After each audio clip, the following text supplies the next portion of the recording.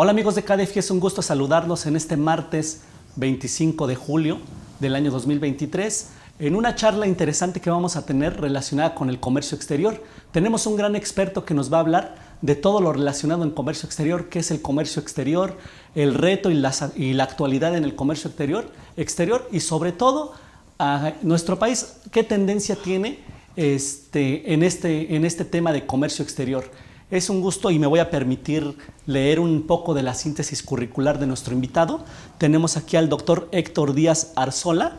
Él es conferencista internacional en temas relacionados con la logística internacional, comercio internacional, comercio exterior de México y regulaciones y restricciones, así como los tratados de libre comercio. Es licenciado en Comercio Internacional, egresado de la Escuela Superior de Comercio Internacional. Tiene una maestría en Administración de Negocios Internacionales por la Universidad Nacional Autónoma de México y es doctor en Derecho Aduanero y Derecho de Comercio Exterior, egresado del Centro Universitario de Estudios Jurídicos, CUEC, con más de 30 años de experiencia en la logística y comercio exterior. Actualmente es socio y director comercial de la firma AJH Consultores en Aduanas, Logística y Comercio Exterior y se desempeña también como director en operaciones en la firma internacional Market Access and Normative y durante 19 años laboró en la empresa Mattel Latinoamérica, donde se desenvolvió en diferentes posiciones. Su última posición en esta empresa fue como representante en asuntos regulatorios en América Latina. Cuenta ya con una publicación de un libro titulado La logística funcional en el comercio internacional y también es coautor del libro llamado El TEMEC comentado. Es un gusto tenerlo aquí, maestro, doctor Héctor. Es un gusto tenerlo aquí para que nos platique un poquito de qué es el comercio exterior y la actualidad que vive el comercio exterior. Muchas gracias por aceptar la invitación. Muchas gracias, César. En realidad también es un gusto para mí, un honor poder estar aquí con ustedes, compartir con tu público este tema tan interesante que es tan apasionante y que tan importante, ¿no?, en la actualidad. Sí. De hecho, el comercio exterior en los últimos años pues, ha tomado mucha relevancia, ¿no?, en nuestras condiciones internacionales, prácticamente todo está relacionado con el comercio exterior, ¿no?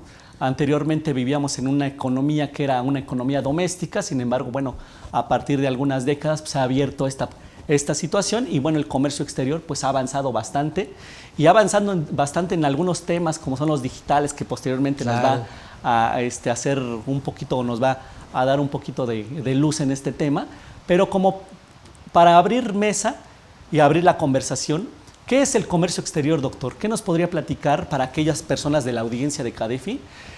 ¿Nos podría dar la explicación de qué es el comercio exterior? Claro que sí. Y para poder platicar de lo que es el comercio exterior, primero tendríamos que separar un poquito, identificar de qué es lo que entenderíamos como comercio internacional y la relación que tiene directamente con el comercio exterior, ¿no? El comercio internacional podríamos decir que es la relación del intercambio de bienes entre los países que se da a través de las empresas o a través de los propios gobiernos, ¿no? Eso es lo que podríamos llamar el comercio internacional, donde existen una serie de ordenamientos jurídicos internacionales que administra la Organización Mundial de Comercio, la Organización Mundial de Aduanas y otros organismos que se encargan de regular y de supervisar que los países o que las empresas pues no abusen, ¿no? Y por otro lado, el comercio exterior tiene que ver con toda esta serie de requisitos e implicaciones que conlleva el hecho de sacar un producto de nuestro país o de importar un producto. Entonces, como bien comentabas hace rato, el intercambio comercial se vuelve más intenso, pero también es importante destacar que los avances tecnológicos y la gran variedad de productos que se ofrecen en la actualidad a comparación de otros años, pues empieza a ser como más complicado toda esta parte porque cada gobierno tiene que establecer cuáles son las implicaciones, ¿no? Cuáles son los riesgos, cuáles son las cuestiones el enfoque principalmente con la protección a la salud de las personas, la seguridad nacional, la salud de los animales, el medio ambiente, o sea, son muchas implicaciones que se van metiendo en esa pequeña frase, en esa palabra, en ese término que bueno, entonces nos podríamos imaginar la cantidad de requisitos que requieren cumplir los productos, y todo eso está justamente dentro del comercio exterior. Cuando un país establece las condiciones que debe de cumplir un producto para ingresar al territorio nacional, para el fin para el objetivo, para el fin que deba de cumplir, puede ser para consumo de las personas o para el uso público o para un proceso de producción, dependiendo de ese fin que se le va a dar, tendrá que cumplir con ciertos ordenamientos o con ciertos requisitos, y bueno, ahí es donde el comercio exterior establece todas esas condiciones. Ok, maestro, muy interesante. Yo cuando escucho la palabra comercio exterior, yo me imagino, por ejemplo, en los años 60, 70, 80, donde vivíamos en una economía prácticamente nacional o cerrada, donde cuando querías conseguir algún producto, pues prácticamente lo conocías en los años 80, mediados de los 80, lo que conocíamos comúnmente como la fayuca, ¿no? Si querías conseguir un aparato electrónico, una televisión a color, pues solamente existían, y para personas, ya me voy a evidenciar mi edad, para personas que de nuestra audiencia, pues solamente conseguías de esas televisiones K2, ¿sí? Esas famosas K2, o si querías conseguir una marca de otro tipo, pues tenías que irte a lo que era la fayuca, la famosa fayuca, el contrabando, ¿no? ¿Cómo ha evolucionado nuestro país en el comercio exterior a lo largo de estos años? Porque le digo, yo me acuerdo que existían esas restricciones, y cómo ha evolucionado a partir de esos años hasta nuestros días el comercio exterior en nuestro país. Muy buena pregunta, César. Sí, fíjate que México durante más de 40 años estuvo inmerso en un modelo de proteccionismo, el modelo ISI se llamaba, modelo de industrialización por sustitución de importaciones, que justamente apegado a la teoría keynesiana, donde se habla del todo empleo, decía que el gobierno tendría que participar en la producción nacional para poder generar ese círculo virtuoso donde la propia nación tuviera la capacidad de producir los bienes que consumirían las personas, ¿no? Y que esos bienes van a ser producidos por las propias personas, por el propio pueblo. Entonces, ese modelo dura muchos años en nuestro país debido a dos condiciones. Primero, porque el tema del proteccionismo, un solo gobierno, pues trataba de no inmiscuirse cuando ya otros países estaban intercambiando bienes, teniendo estos intercambios de tecnologías y todo esto. En nuestro país, pues como tú bien comentas, estaba totalmente cerrado a esas posibilidades, ¿no? Y como bien lo decías, Tepito, el mercado de San Juan, ¿no? Que era como la única forma donde nosotros podíamos conocer los tenis Nike, o las televisiones Sony, las videocaseteras, productos de ese tiempo, ¿no? Incluso yo recuerdo mucho, mi papá es trailero, y él viajaba mucho hacia el norte, hacia Tijuana. Entonces de pronto nos traía cosas que eran del otro lado, ¿no? Que por ejemplo el perfume, el papel de baño perfumado y cosas así, como nosotros la única forma que podíamos saber, ¿no? Este proteccionismo el gobierno lo mantiene gracias a lo que se conoce como el milagro mexicano, donde el petróleo juega un papel importante para poder polarizar el resultado económico de este modelo. Además de que el cerrar totalmente las fronteras no permitía que ingresaran mercancías, ¿no? México, los industriales mexicanos tenían un mercado cautivo donde no tenían necesidad de desarrollar nuevos proyectos o nuevas tecnologías, y pues no había como mucho interés en esa parte, porque al final de cuentas el mercado cautivo, el consumidor nacional no tenía opciones. Esto provocó que muchos inventores, grandes inventores mexicanos, tuvieran que irse a otros países a desarrollar sus proyectos. Podemos recordar que el inventor de la televisión a color fue un mexicano, el inventor de la píldora anticonceptiva fue un mexicano, y no pudieron desarrollarlos acá debido a esta burbuja, ¿no? que se creó y que no permitía, lo único que exportábamos era petróleo, ¿no? Entonces, hasta 1982, que se viene una caída en los precios del petróleo, que se viene una devaluación de nuestra moneda, es que México tiene la necesidad de abrir sus fronteras, y pues ahí es donde empezamos, ¿no? Y pues eso obviamente impacta muchísimo, porque muchos de nosotros sabíamos que existían esos productos, pero que no había, o la única manera, como decías, acudir a lo que se conocía como la fayuca, el contrabando, ¿no?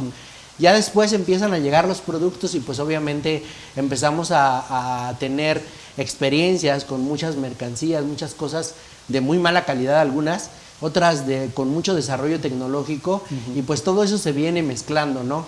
Hay una consecuencia. ¿Cuál es el problema? Hay un impacto económico en nuestro país porque obviamente la industria nacional no tenía la infraestructura, no tenía la tecnología para poder competir con mercancías, con todos estos avances tecnológicos, ¿no? Y esto provoca un impacto económico en nuestro país porque muchas industriales tienen que cerrar sus negocios, prefieren convertirse en importadores a seguir pagando muchos sueldos o sueldos a muchísimas personas, y esto provoca un impacto en la economía de nuestro país que hasta la fecha seguimos lamentablemente padeciendo, porque todo esto trae como consecuencia el comercio informal, el crimen, muchas cosas pues tristes, ¿no? Que finalmente pues ahí vamos sobreviviendo. Por otro lado, en nuestro país, mucho de la mano de Estados Unidos, empiezan con el Tratado de Libre Comercio de América del Norte, ¿no? El TLCAN, que se vuelve súper importante para nosotros para recuperar esa generación de empleos, porque el Tratado de Libre Comercio con América del Norte, el TLCAN, trae inversión extranjera. ¿Qué es lo que hace la inversión extranjera? Empieza a generar empleos, oportunidades laborales para las personas y pues empezar a producir bienes mexicanos que se van a exportar a otros países, ¿no? Principalmente Estados Unidos. Entonces México empieza a llevar una política totalmente abierta donde dice, bueno, pues ahora me toca tener muchos tratados. Hoy por hoy tenemos 14 tratados de libre comercio con 52 países. Se ha vuelto súper importante para nosotros el atraer esa inversión extranjera para poder generar empleos.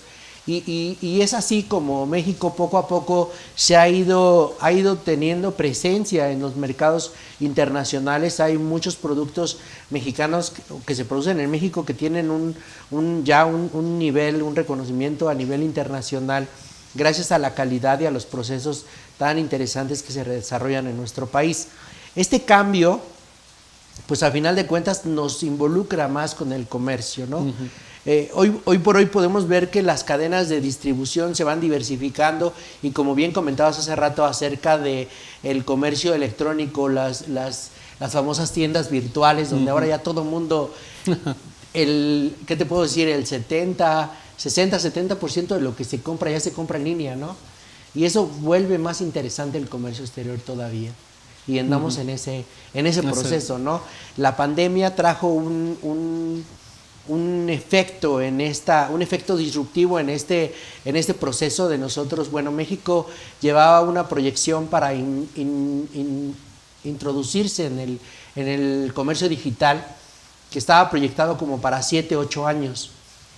Y la pandemia hizo que en menos de 2 años ya estuviéramos metidos de lleno. Ese avance se dio, se hizo una contracción, ¿no? Y se aceleró, y ahora hay muchos temas, ¿no? Muchas implicaciones con todo esto. Gracias, maestro. Fíjense que ahorita que estaba hablando de lo que es el modelo de importaciones y que justamente nuestro país durante muchas décadas se vio inmerso en una economía nacional donde no se desarrollaban pues las innovaciones que aquí se creaban. Me vino a la mente, y es algo que quizá que me gustaría tomarlo y ponerlo en la mesa, esta situación de, ¿qué opina usted de aquel mito urbano que menciona los tratados de Bucareli? Que precisamente, ahorita que lo estaba escuchando comentar todo esto de que muchos inventores, muchas invenciones se fueron realmente del país porque no tenían un desarrollo, no les importaba el desarrollo, pero muchos hablan de que todo este atraso tecnológico, este atraso en el desarrollo tecnológico que tuvo México, y de innovación, pues es derivado de estos tratados internacionales, de estos tratados de Bucareli, ¿no? Que se firman en 1923 para reconocer lo que es el gobierno de Álvaro Obregón, y se tiene entendido que duran 100 años, o sea que en este año se vencen esos tratados de Bucareli, y muchos han tenido esas teorías de la conspiración en las cuales dicen que es derivado de esos tratados, a los cuales por eso México no se ha podido desarrollar. De hecho, tenemos un maestro en común que es el doctor Jalife, ¿no? Y él platicaba, de hecho está en Medio Oriente ahorita, y él hablaba mucho de esta persona, es un secretario de Estado, Brzezinski, que mencionaba que él decía que no quería un Japón en la frontera. ¿Qué opina de esa parte que puede parecer una teoría de la conspiración, pero ha habido muchos acontecimientos en los cuales pues sí te podrían dar pauta que sí creyeras que el atraso tecnológico que ha tenido México en el desarrollo de ciertas tecnologías ha sido derivado de los tratados de Bucareli y obviamente dentro de todo esto pues el comercio exterior? Sin duda, ¿cómo podríamos decir?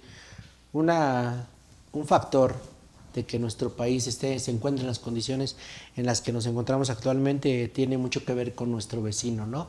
Así como Japón, tampoco Estados Unidos, ¿no? Para muchos es un gran riesgo y justo en los tratados de Bucareli se comenta esa parte donde hay un acuerdo de justo no desarrollar tecnología, de tener una obsolescencia entre todo lo que tiene que ver con el sistema educativo, que pareciera como que es verdad, ¿no? La verdad, lamentablemente,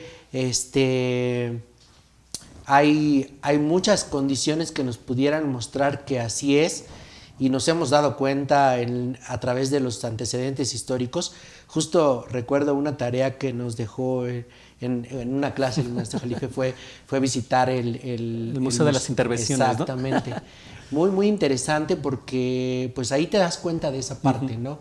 Y me parece que no tiene mucha... O que tiene mucha lógica todo lo que se menciona, ¿no? Sin embargo, creo yo que también en la parte de nosotros, en la parte de nuestra propia sociedad, cómo se ha venido evolucionando por las condiciones en las que hemos estado pasando, ¿no? Decimos, sí, hoy por hoy ya las comunicaciones ya no se pueden controlar, como anteriormente decían que Televisa era como el aliado sí, y eso era una realidad, ¿no? Porque solamente podíamos ver lo que ellos nos mostraban, ¿no? Y hay muchas cosas que están alrededor de todo eso, y que sí tienen un impacto en la evolución de nuestro país, pero que hoy por hoy con las comunicaciones ya tan abiertas es un poco difícil tener un control hacia un pueblo. ¿Estás de acuerdo? No estoy totalmente de acuerdo. Es un poco complicado porque hay formas y el VPN y que los chinos lo han querido hacer y no han podido.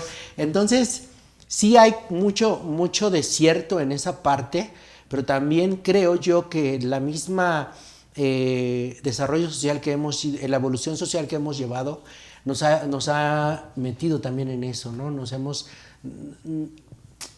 Yo creo que nuestro país es gente muy creativa, hay mucho que se pudiera desarrollar, pero que lamentablemente muchas veces todos estos distractores hacen que perdamos el objetivo, ¿no? Y que tengamos ahí como un problema cultural importante, a pesar de que ya no nada más nos podemos conformar con lo que nos ofrecen las escuelas locales, sino que hay una posibilidad de abrirlo más y de pronto nos da miedo explorar esos campos, ¿no? Pero a tu pregunta, creo que sí hay una cierta influencia, me parece que sí tiene algo que ver, aunque ya hoy por hoy, a pesar de que ya caducaron o no hayan caducado, creo que la comunicación y la apertura en la tecnología ya no permitiría ese sometimiento. Okay, ¿no? Es una reflexión importante, sí, porque muchas veces nos hemos preguntado, oye, si México, y es una pregunta que nos hemos hecho durante muchas décadas, muchas personas, oye, México tiene recursos naturales, sí, tiene todo prácticamente, ¿por qué no es un país desarrollado? Bueno, en parte, pues, ¿no? Exactamente, entonces en parte, pues, podría ser esta situación del sometimiento, ¿no? Sí. Pero ahora, maestro, que México se apertura al comercio exterior y que a partir de los años 80 se empieza ya a visualizar otra, como menciona, otra política en cuestiones de comercio. ¿Cuál sería ya la importancia del comercio exterior actualmente? Porque si bien anteriormente pues era, o en algunos años no se le ha dado la importancia debida a lo que es el comercio exterior, cuando realmente pues prácticamente muchos de los ingresos que tiene México pues están o se derivan del comercio exterior. Es correcto. ¿Cuál sería la importancia que tiene el comercio exterior ahora que ya hace algunas décadas se abrió a lo que es el mercado internacional o exterior? Claro que sí, César, muy buena pregunta. Sí, pues bien, cuando México entra a los tratados, principalmente al Telecán, pues se transforma todo, ¿no? Empezamos a llevar un proceso, a llevar una evolución en el tema de la industria. Nos empezamos a convertir en empresas, en un país maquilador.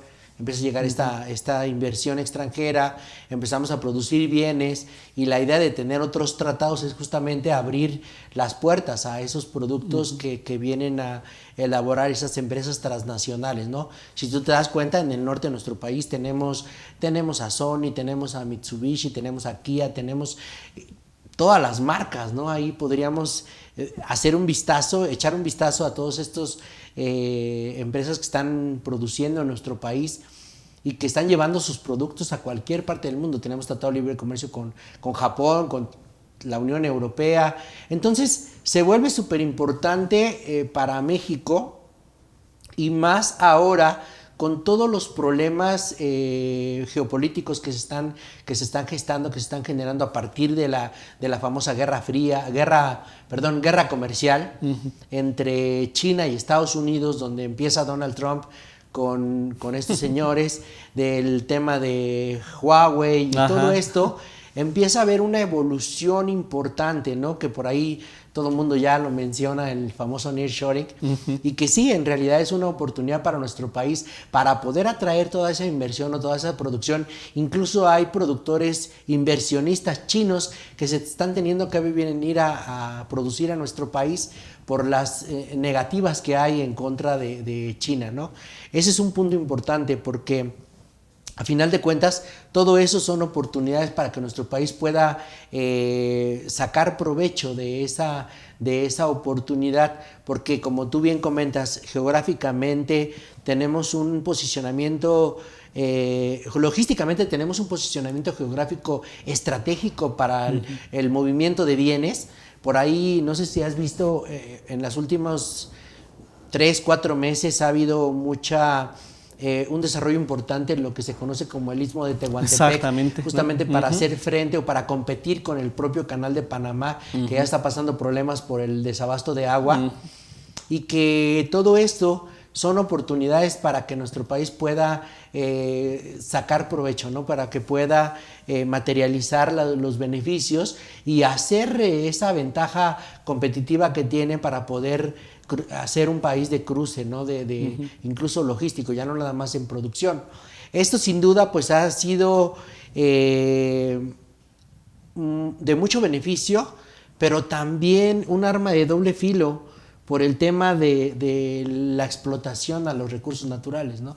He tenido la oportunidad de visitar China en 3 ocasiones, y una de las cosas que me sorprende mucho y me preocupa es que en ningún momento pude ver el sol por la contaminación que tienen ellos, ¿no? Y bueno, lo que pasó con China es justamente eso, ¿no? Se volvió la fábrica del mundo y empezó a producir bienes para todos, y a pesar de que tiene un posicionamiento económico importante, las condiciones en cuanto al tema ambiental son de preocuparse, ¿no? Ellos ya tienen prohibido el uso de las motocicletas de gasolina, de combustión con los fósiles, y todo eso pues es como algo que también debemos de tomar en cuenta, ¿no? ¿Cuál va a ser el efecto o la consecuencia de producir en grandes volúmenes, ¿no? Esa parte importante. Finalmente, como te decía, el comercio digital se vuelve también importante, porque ya la posibilidad de comprar un bien que venga desde cualquier parte del mundo se da para cualquier país, ¿no? Y México está dentro de eso también,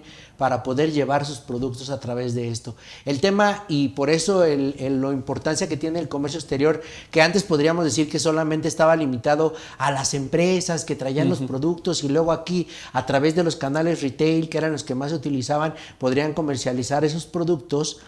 Hoy por hoy ya el comercio digital hace que el propio consumidor final tenga que saber cuáles son las implicaciones de traer un medicamento, de traer un suplemento alimenticio, de comprar un aparato eléctrico, porque incluso las normas se endurecieron a partir de 2018 en nuestro país. 2019 entró en vigor, que ya, aunque sea una pieza, tienes que cumplir con las normas, ¿no? Entonces, hay cosas que tienes que tomar en cuenta ya como consumidor cuando decides darle clic a la plataforma, ¿no? Amazon, que es la más mencionada, ¿no? Le das un clic y si es un producto electrónico que te cuesta más de una cantidad de dinero, pues tienes que saber cuáles van a ser las regulaciones o qué requisitos debe de cumplir para ingresar al país.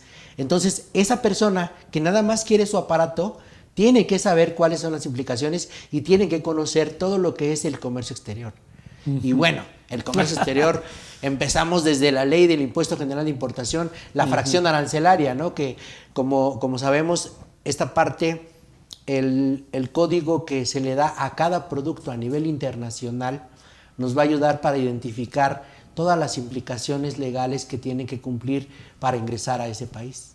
Ok, ¿no? O sea, no nada más es ya como dice, aprieto el botón y automáticamente, no, sino que hay que conocer toda esa parte. Por ejemplo, una persona que quisiera importar algún producto, ¿cuál sería la recomendación que usted le da con estos años de experiencia que tiene? ¿Cuál sería la recomendación que le podría dar a nuestra audiencia en caso de que una persona quisiera ser emprendedor y decir, oye, pues hay productos que vienen de China o de cualquier otro país? ¿Cuál es la recomendación para que empezara a importar estos productos y empezarlos a comercializar? Fíjate, primero te voy a platicar un pasaje que sucedió con un cliente que le gustó un reloj, un smartwatch, lo compró en una plataforma europea. El reloj venía de Viena y le costó 3.500 euros. Ese mismo reloj, $3.500. Ese mismo reloj en Liverpool costaba, por decirte algo, no es Liverpool. En una tienda de prestigio le costaba como 95,000 pesos. Y pues vio la diferencia y dijo, no, pues me lo aquí lo compro. Sí, lo agarró por electrónico. Entonces, ese reloj que se vincula a través de un sistema de radiofrecuencia, un Wi-Fi con el celular, ese equipo de radiofrecuencia está sujeto a una norma oficial mexicana que el certificar el producto cuesta alrededor de 70,000 pesos, por decirte, porque ya el proceso completo quizá te lo cobren como en 200,000 pesos, ¿no? Por la importancia que tiene. Entonces, este señor pues se quedó sin su producto, tuvo que desistir de la importación porque le salía más caro certificarlo, porque a pesar de que era un producto, un solo producto, el valor de ese producto rebasaba el considerarlo como una operación simple. Y entonces estaba sujeto a cumplir esa norma. Y ejemplos como ese vemos, como te decía, en suplementos alimenticios, en prendas de vestir, porque los textiles tienen todas las regulaciones del mundo en nuestro país. O sea, tienen permiso previo, aviso automático, tiene etiqueta, tiene que cumplir con ciertos precios estimados, o sea, muchas cuestiones de comercio exterior, implicaciones que hacen muy complicado la importación de prendas de vestir. Y esto se repite en productos como el caso de los alimentos, de los suplementos alimenticios y de los medicamentos. Entonces tú vas a la aduana y ves una cantidad de mercancías que fueron compradas en las plataformas que se quedaron ahí abandonadas porque el que las compró pues no tiene posibilidades de cumplir con todos esos requisitos. Pues perdió su dinero. Okay. Y muchas veces esos productos se van a destrucción o se los queda a la aduana o todo pasa, pero el que lo compró perdió su dinero. Entonces, todo por no saber. Por no saber esta parte. El comercio exterior. Qué interesante, porque muchas veces, como bien dice ahora el comercio, pues se nos hace ya muy fácil ingresar a una página web, escoger el producto, y a lo mejor por el precio que lo pudieras conseguir ahí, y a diferencia del precio que lo pudieras conseguir aquí en alguna tienda departamental como esa de prestigio, pues es mucho mayor, pero sin embargo todas las implicaciones para que ya ingrese, vamos a llamarlo, aquí al país, pues serían mucho mayores, ¿no? Así es. Entonces hay que tener cuidado con esa parte. Y es ahí donde parte. Se rompe todo, ¿no? O sea, todo lo que tú decías, ay, me va a salir más barato, y sí, hay mercancías que vienen de otra parte del mundo y En menos de 24 horas ya están tocando la puerta de tu casa entregándotelas, ¿no? Y perfecto, qué padre, pero hay cosas que ya no llegan, ¿no? Que nunca llegan, y tu inversión o lo que pagaste muchas veces se pierde. Hay otras que te garantizan y otras que no. Entonces es complicado y es importante saber cuáles son las implicaciones y tomar una mejor decisión. Y ahora me preguntabas en las empresas. Entonces, también, o sea, de la misma manera, te voy a poner un ejemplo con el tema de los vapeadores. No sé si has escuchado hablar de estos aparatitos que hoy por hoy en nuestro país está prohibida. Están prohibidos, ¿no? Su comercialización y por supuesto también su importación. Aunque en Estados Unidos, en cualquier otra parte del mundo te dejan importarlos y venderlos y usarlos como si nada, en México no. ¿Cuál es la razón? Una decisión del gobierno, ¿no? Y al final de cuentas, como tal, el Ejecutivo Federal, el presidente, es el que tiene la decisión de establecer, de manejar la política exterior y establecer regulaciones, condiciones o restringir o prohibir la entrada de algún producto a nuestro país. Y entonces, aunque suene ilógico y no tenga mucho sentido a nivel internacional, están prohibidos. Hay un decreto que prohíbe tajantemente la importación de... Imagínate un empresario que va a traer un producto que dice, oye, pues me gano tanto dinero y todo eso. Lo trae, por ejemplo, pasa mucho con las marcas, ¿no? Las licencias. Si es un producto que te salió bien barato, pero que trae la imagen de Mickey Mouse, o es un producto de una marca registrada o de una marca patentada, te van a condicionar la entrada, ¿no? Necesitas tener un contrato para el uso de la marca, o una autorización de parte de quien tiene la licencia para poder lucrar con la marca en nuestro país. Y entonces todas esas condiciones también tienes que saberlas como empresario, porque, ay, sí, Barbie, ¿no? Que ahora está de moda. Que está de moda Barbie, ¿no? Bueno, pues tienes que saber que necesitas un permiso de una licencia de parte del dueño de la marca para poder comercializar ese tipo de productos. Y si no, pues tu inversión se va a quedar ahí, ¿no? Así de drástico podría ser entonces la situación. Correcto. Si no se conoce o no se tienen estas previas precauciones antes de importar algún producto entonces, ¿no? Así es, fíjate, y podríamos ser estar durante muchos años en esto, pero tenemos que conocer todas las implicaciones principalmente técnicas de un producto. Por ejemplo, nos tocó una vez en Mattel llevar un embarque de unas cunas para bebés, unos como columpios, porque en Argentina estaban pidiéndonos ese producto, no se estaba vendiendo bien. Pero el producto fue elaborado para comercializarse en México. Lo mandamos para allá, pero resulta que en Argentina el consumo de la energía se da a 240 voltios y no a 120 como está en México. Entonces, cuando llega el producto, además de que el conector, el enchufe que se usa allá, es muy diferente al que utilizamos en América. Es así como diagonal. Ajá. Y desde ahí ya ese producto no se podía comercializar en ese país. Y se quedó en destrucción en la aduana, porque ya no podía salir de la aduana.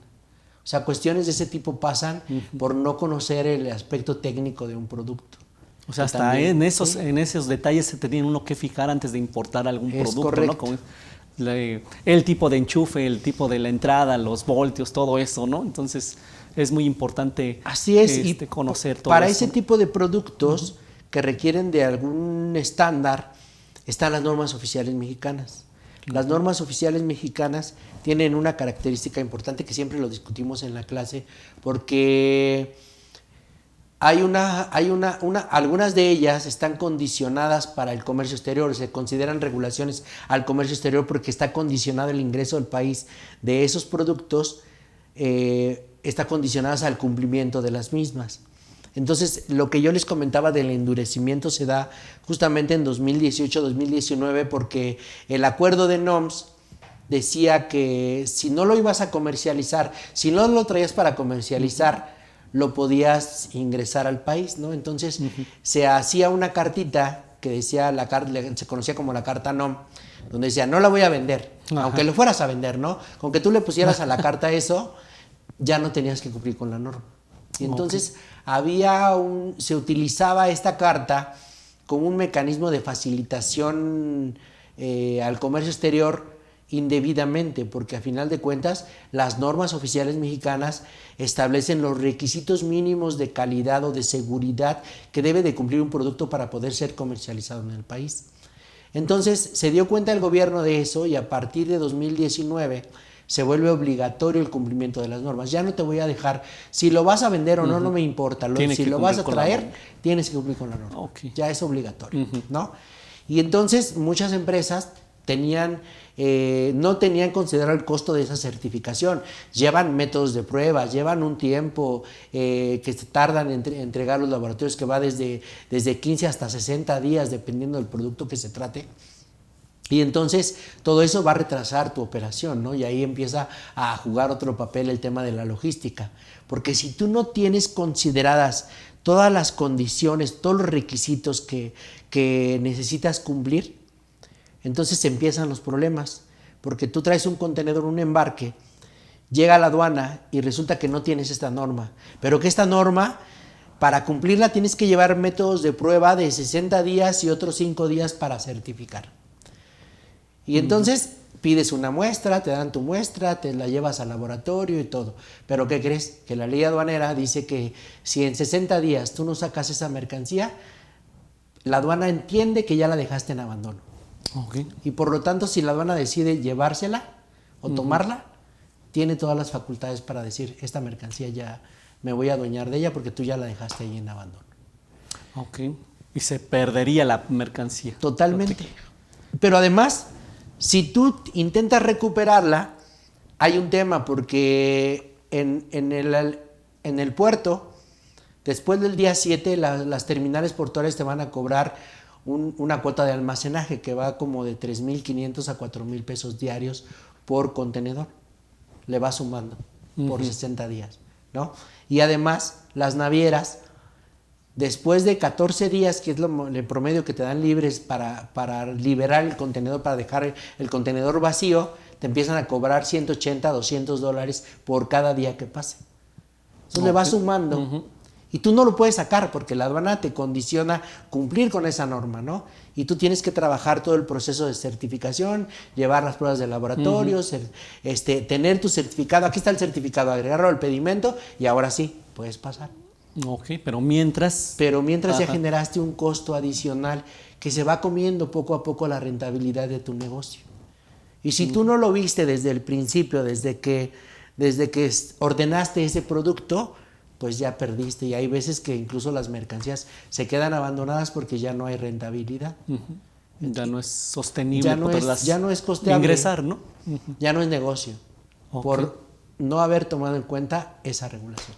Entonces, aparentemente, amigos de la audiencia, estos temas de comercio exterior, pues, como les decía, no les da uno mucha importancia, pero cuando uno ya está inmerso en lo que es la práctica, aquí como nos comenta el doctor Héctor, pues es muy importante estos pequeños detalles porque incluso pues toda tu inversión puede ser perdida y se puede quedar en la aduana, ¿no? Es correcto. Entonces hay que tener mucho cuidado, amigos de la audiencia, en estos pequeños, grandes detalles para en el caso de que queramos importar algún producto y fijarnos bien en si deben de cumplir alguna norma, ¿no? Para que no caigamos en estos errores y que prácticamente la inversión que nosotros hagamos pues se quede tirada en la aduana o que la aduana se quede con ella, ¿no? Es correcto. Sí hay buenos negocios, pero lo primero que tienes que hacer es un análisis de viabilidad. Hacer tu proyección con alguien que conozca del tema, que te pueda orientar y decirte, bueno, ¿qué es lo primero que necesito para saber qué implicaciones me conlleva traer este producto? Bueno, lo primero que tienes que saber es la clasificación arancelaria. Este código que establece la ley del Impuesto General de Importación, Exportación y que está sustentado sobre el sistema armonizado de codificación de mercancías, que es una herramienta que administra la Organización Mundial de Aduanas y que hace que, como lo dice su nombre, las mercancías se clasifiquen a través de un sistema que el capítulo 95, por ejemplo la partida 9503, nos diga que son juguetes aquí, en China, en Estados Unidos, en Argentina. En cualquier parte del mundo, este sistema armonizado va a codificar esas mercancías. Y entonces con eso, tú ya vas a saber, punto número 1, qué impuesto va a pagar, Ok. Si viene de un país o de otro, si tiene algún tratado de libre comercio que ha impuesto o cuál es el beneficio arancelario, pero además también identificar qué tipo de regulaciones y restricciones debe de cumplir. Incluso hay mercancías que por su fracción arancelaria dicen, a ver, esta mercancía solo puede entrar por alguna de las, por 3 o por 5 de las 50 aduanas que hay en el país. Solamente 5 están facultadas para recibir esa mercancía. Ok. Entonces, la clasificación arancelaria podríamos llamarla el hilo conductor que va a conectar a todas las implicaciones del comercio exterior, desde los aranceles, las regulaciones, las condiciones y todo lo que tienes que saber para poder llevar un producto o traer un producto a nuestro país. Ok, entonces esta clasificación arancelaria es básica o es la columna vertebral. ¿Quién es el experto o yo como persona que quiero importar un producto? ¿A qué experto? ¿Quién es el experto que me puede decir este producto que tienes o que quieres importar es de esta clasificación arancelaria y obviamente como consecuencia pues evitarme todos estos dolores de cabeza? ¿Quién? Nosotros y a nuestros amigos de la audiencia, si nos pudiera decir, ¿quién es el profesionista que nos puede decir todo esto, ¿no? Que, para no errar en la cuestión cuando importamos algún producto? ¿A qué profesionista nos tenemos que acercar o quién es la persona que nos puede dar certeza de toda esta situación? Muy buena pregunta. Aparte de usted, doctor. Muy buena pregunta, César. Sí, bueno, hay una figura que de hecho pues hay mucho bullicio acerca de ella actualmente. Se llaman agentes aduanales o agencias aduanales, ¿no? El agente aduanal es el que tiene una concesión por parte del gobierno. ¿Qué dice el gobierno? A ver, son tantos millones de personas y de esos tenemos tantos millones de importadores. Para mí sería imposible atenderlos a todos. Entonces voy a crear una figura que sea como el representante legal de los importadores. A ver, tú vas a estar en medio y tú vas a orientar a todos los importadores para que sepan cuáles son las implicaciones de importar o de exportar un producto a nuestro país. Entonces, a ti te voy a dejar ese encargo, tú les vas a cobrar obviamente por una cuota por ese servicio y te vas a especializar en el tema, ¿no? Su primera responsabilidad es justamente determinar la clasificación arancelaria de las mercancías. El agente aduanal es el responsable de la clasificación de una mercancía. Yo como importador le puedo decir, mira, pues yo pienso que puede ser esto o así, o yo como consultor le puedo sugerir algunas cosas. Pero quien determina y quien toma la decisión de cuál es la clasificación es el agente aduanal. Okay. Entonces, el agente aduanal es el que lleva a cabo toda la gestión ante las autoridades aduaneras para la importación o exportación de una mercancía. Él es el que elabora el pedimento, adjunta los documentos obviamente que le proporciona el importador y ya él es el que los presenta a la aduana. Oye, ¿sabes qué? Vengo en representación de fulanito de tal que va a traer esta mercancía y la va a ingresar. Esta mercancía requiere un permiso de Secretaría de Economía, aquí está, pero también requiere una norma oficial mexicana de la Secretaría de Comercio o de Secretaría de Economía, aquí está, ¿no? Él es el que se encarga de recopilar toda la información y representar al importador, ¿no?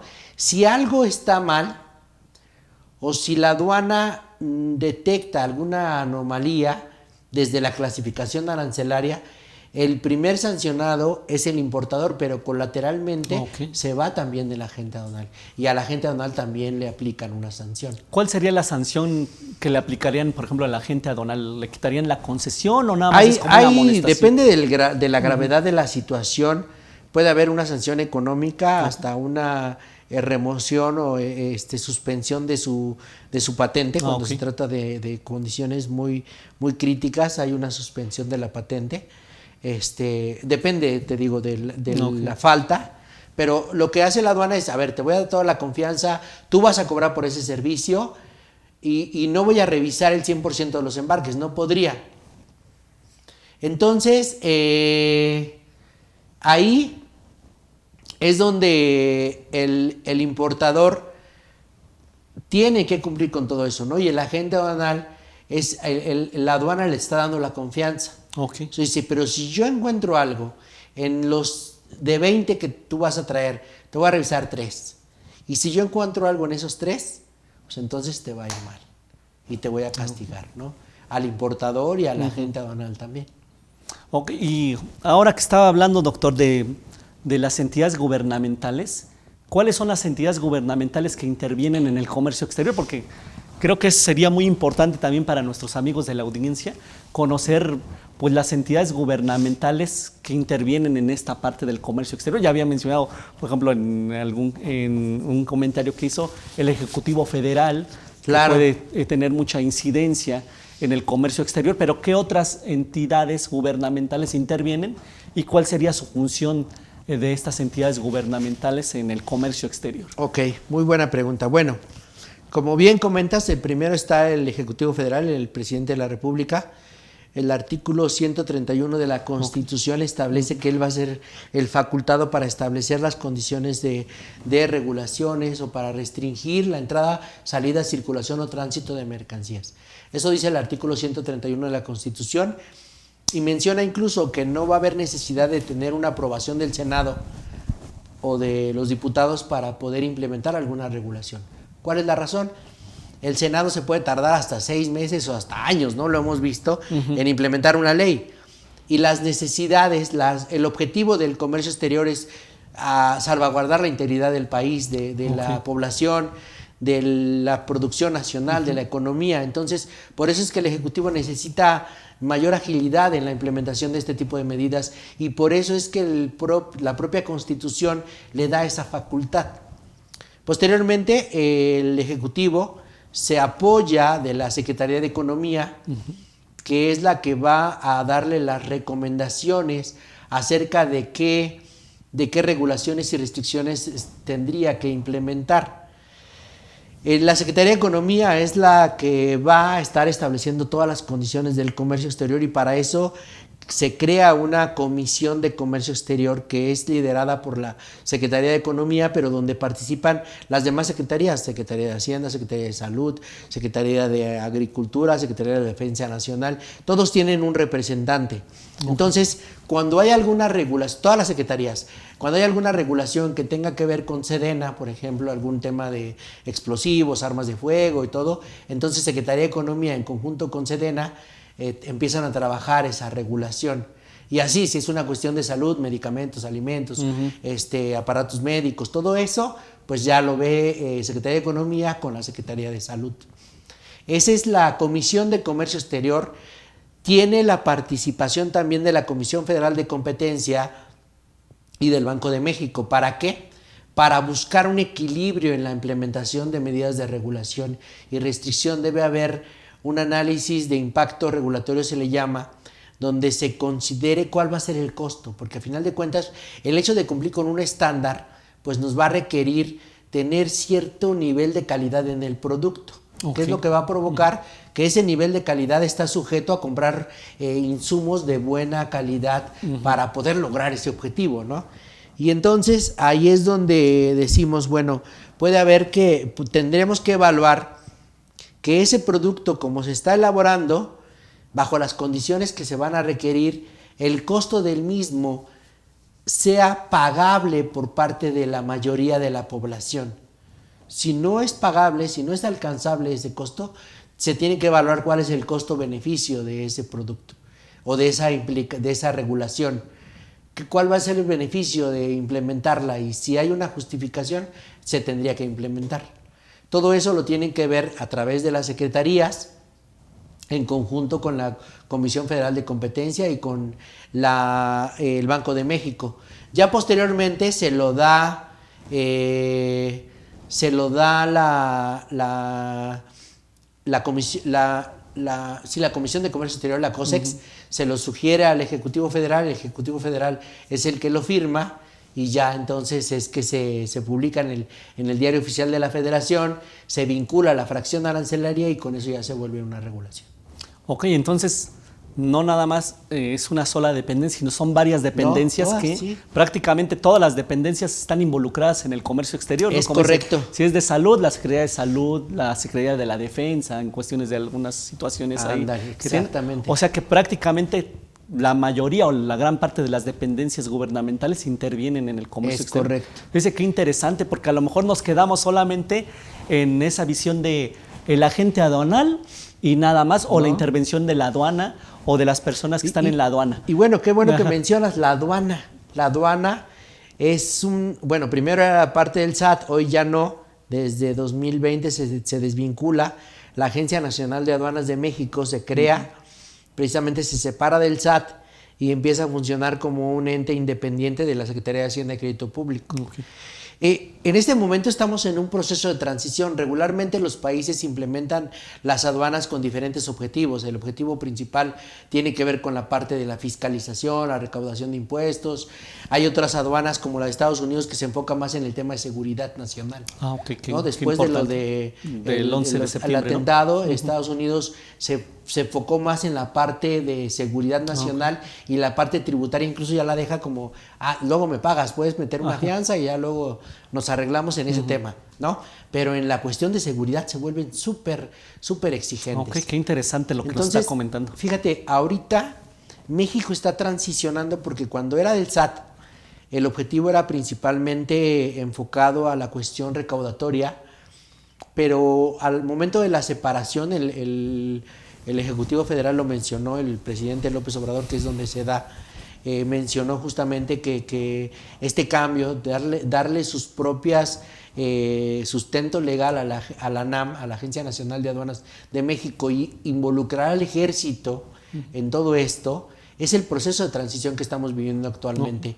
Tiene que ver con este cambio hacia la parte de seguridad nacional, sabiendo todos los problemas que tenemos en el tema del narcotráfico y toda esta parte se está yendo hacia ese lado, aunque sigue siendo súper importante, porque tú ves que incluso vemos que la mayor recaudación de IVAs en el país tiene que ver con el comercio exterior, o sea, no ha dejado de ser un punto importante en el tema recaudatorio, pero también ya le están dando el enfoque a la cuestión de seguridad nacional y por eso están involucrando a las Fuerzas Armadas en todo este proceso.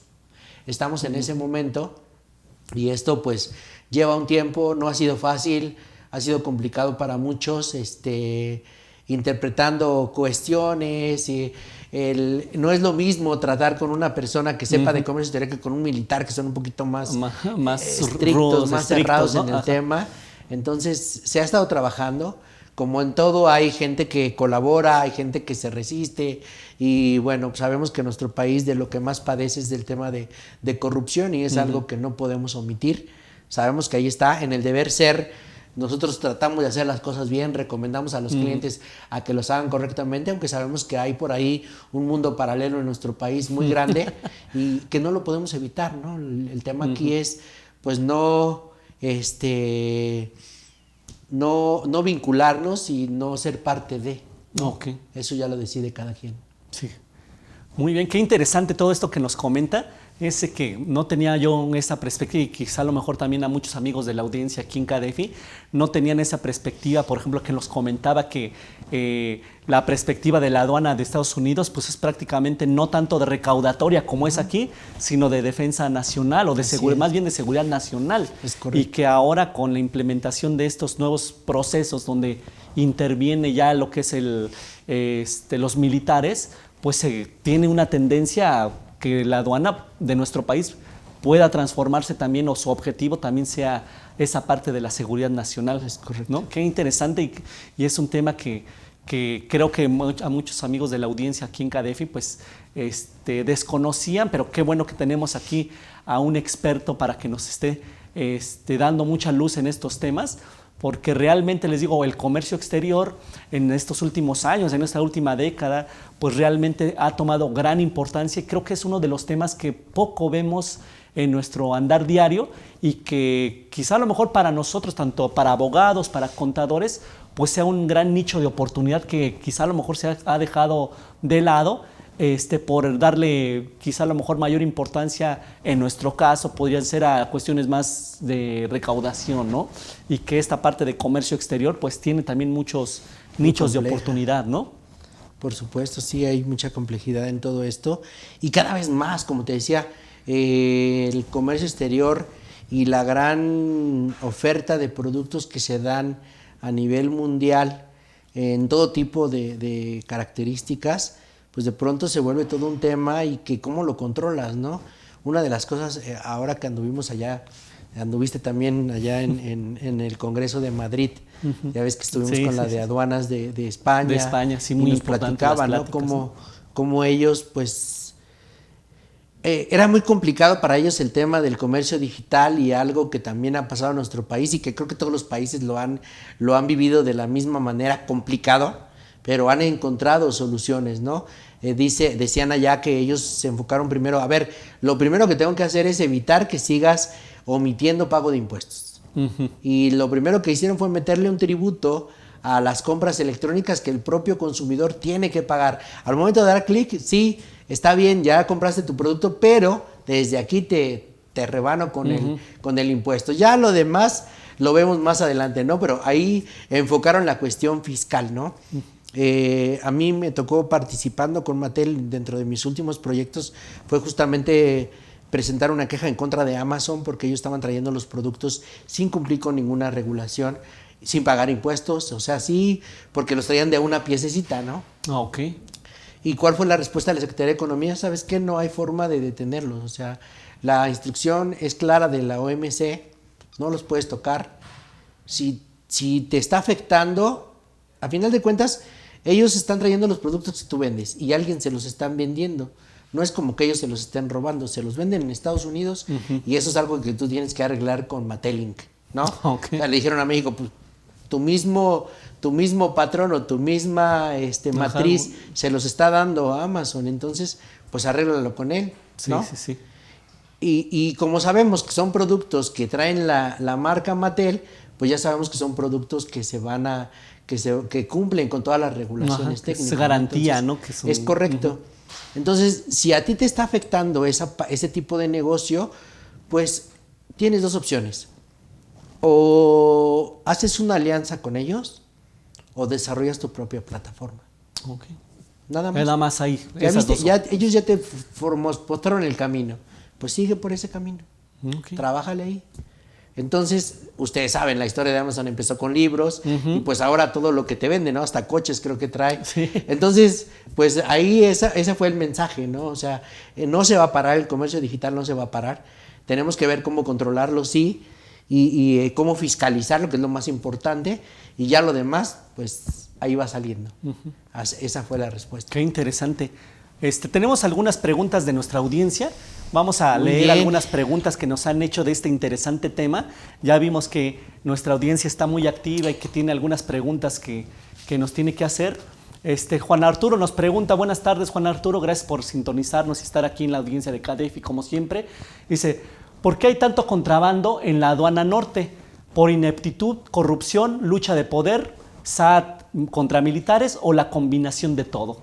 ¿Cuál sería la respuesta, doctor, que bien va con el tema que acabamos de tocar, ¿no? Sí, bueno, este tema, el contrabando, el tema de la corrupción, creo que es algo que lamentablemente en nuestro país lo tenemos muy arraigado, ¿no? No lo podemos omitir desde la verificación de nuestro coche. Creo que desde ahí ya tenemos un tema, ¿no? Y es algo que se ve a todas luces y que sabemos que como que es algo que es la única manera de hacer las cosas, ¿no? En el caso de aduanas, sí hay un proceso, hay un tema que se está dando, pero es algo que históricamente tiene todo el tiempo del mundo, ¿no? O sea, no sé si se está intensificando, la verdad es que, te voy a ser muy sincero, no desconozco del tema, lo conozco perfectamente, pero tampoco trato de relacionarme con eso, porque como bien comentan algunos clientes, y bien yo se los digo, ¿no? ¿Sabes qué? Bueno, yo trabajé en una empresa de totalmente compliance que nosotros estaba prohibido darle 100 pesos al policía de tránsito para que nuestro camión circulara, ¿no? O sea, con eso, pues la regla estaba muy clara. Pero también sabemos que hay muchos temas de corrupción y que hay la famosa brecha y todo eso que históricamente ha existido por los siglos de los siglos. No es como que los militares hayan descubierto el libro negro. A lo mejor encontraron algo que ellos no habían visto y que dicen, bueno, pues ¿por qué no, no? Eso no lo podemos saber. Sabemos que así como hay gentes, personas buenas, hay personas que les gusta los atajos, les gusta vivir por sobre los atajos y siempre lo vamos a encontrar. Lamentablemente lamentablemente, o podríamos decirlo de alguna otra manera, De pronto hay gente que está involucrada en este tema no por su voluntad, y eso es cuando es triste. Cuando lo haces por tu voluntad sabes que vas a correr algún riesgo y bueno, ¿no? La consecuencia va a ser grave. Pero cuando lo haces contra tu voluntad, he conocido varios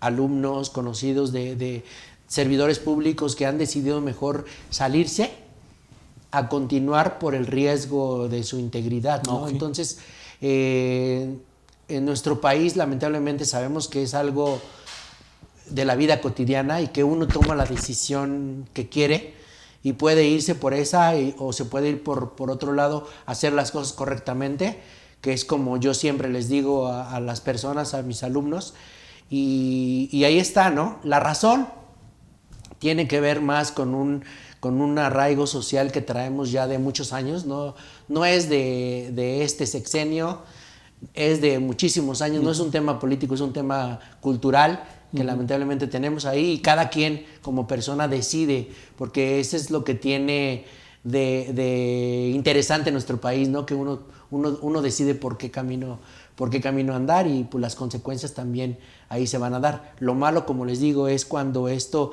es forzado, es obligado, la persona es obligada y ahí sí se vuelve un poquito complicado.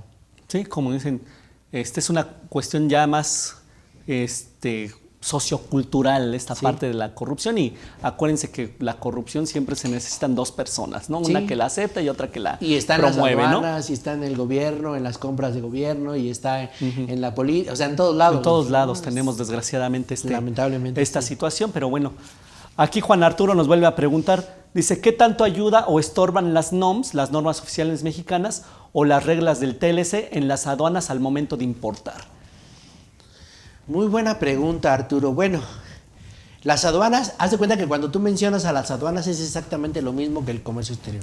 ¿Qué es lo que hacen las aduanas? Es la autoridad ejecutoria, que es la que se encarga de decir, a ver, aquí dice que tienes que cumplir con esto y yo no voy a preguntarte o a cuestionarte o a concesionarte nada. Está clara la ley y entonces si no cumples, te decomiso la mercancía o te aplico una multa, ¿no? Eso es interesante y eso es lo que establece el comercio exterior. Ahora, de las normas oficiales mexicanas. Interesante el tema porque el Tratado de Libre Comercio, el TLCAN, trajo la Ley Federal de Metrología y Normalización.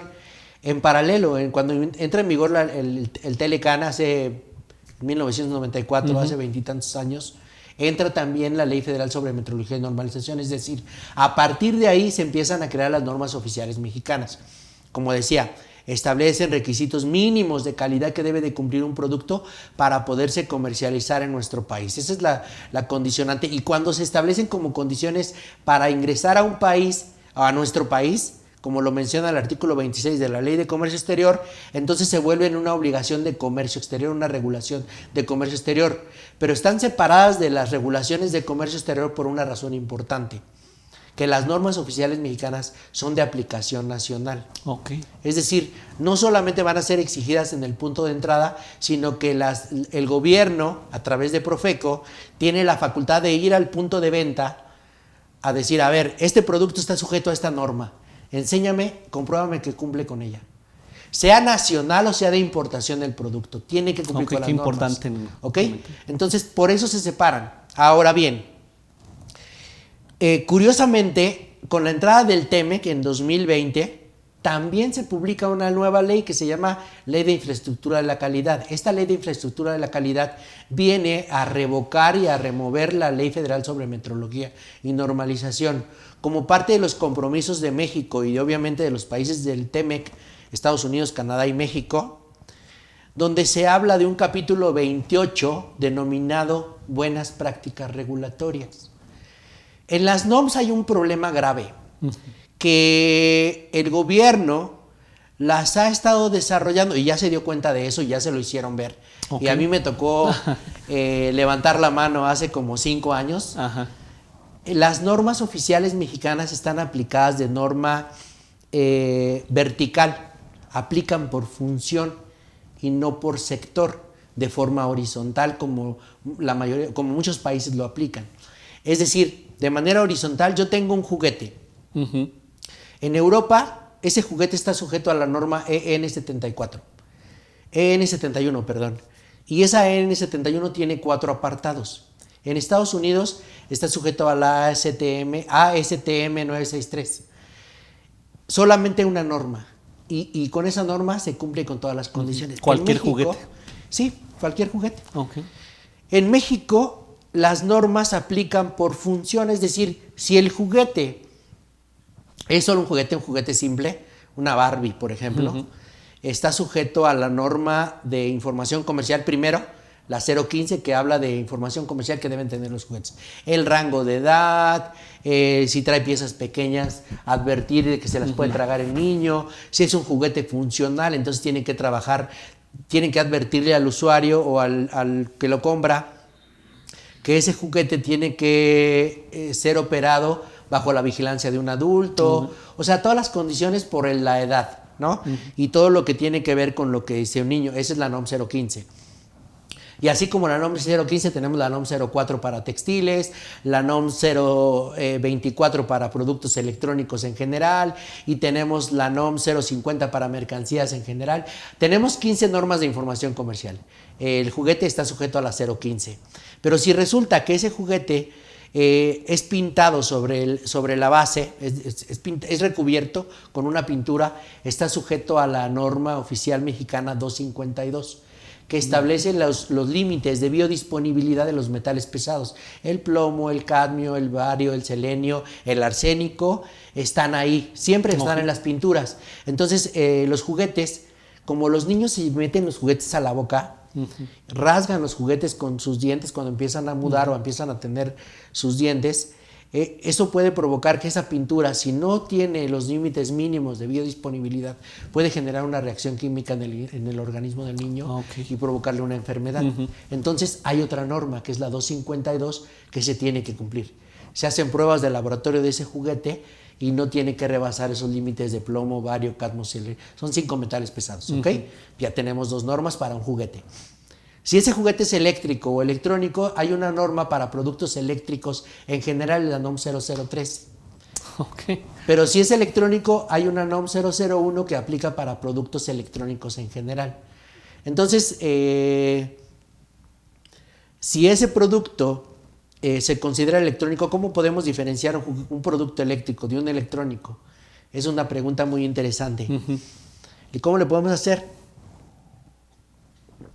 Si el producto cuenta con circuitos, con un circuito, con un funcionamiento específico o una programación, ese juguete es electrónico o ese producto es electrónico. Imagínate un refri que nomás enfría, ¿no? Los de antes, que nada más enfriaba. Hoy por hoy ya tenemos refrigeradores que hacen un escaneo, un inventario de lo que tienen adentro, ya mandan el pedido a la tienda de su preferencia y ya ese pedido llega en automático porque el refrigerador ordenó ese pedido, ¿no? Entonces ese ya se volvió un electrónico. Okay. Así pasa con el juguete. Si es un juguete que nada más le aprietas un botoncito y prende una luz o hace un sonido, es un juguete eléctrico. Pero si ese juguete, además de prender la luz, tiene una secuencia de sonidos y avanza, camina, se detiene, y todo eso, entonces ya se vuelve un juguete electrónico y ya está sujeto a la NOM 001. Pero si ese juguete es un juguete de radiofrecuencia, de radiocontrol, que donde se opera un dron o un carrito de control remoto, ya está sujeto a la NOM 208.